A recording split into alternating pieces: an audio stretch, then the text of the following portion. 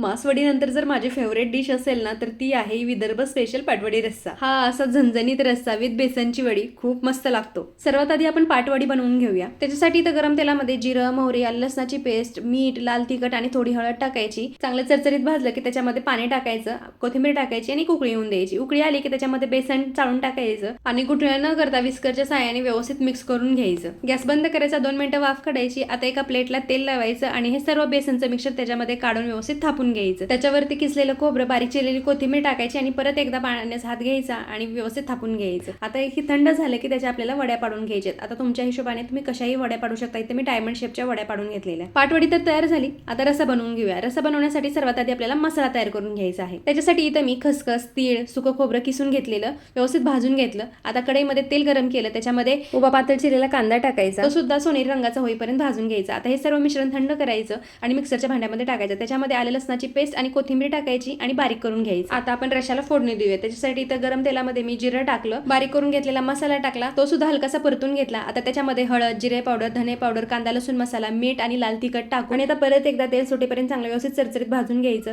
मसाला तेल सुटेपर्यंत भाजला की त्याच्यामध्ये पाणी टाकायचं, कोथिंबीर टाकायची आणि उकळी येऊन द्यायची आणि मग काय मस्त गरम गरम पाटवडी रस्सा एन्जॉय करायचा। याचं सर्व साहित्य खाली मी कॅप्शन मध्ये दिलेलं आहे, नक्की जाऊन बघा।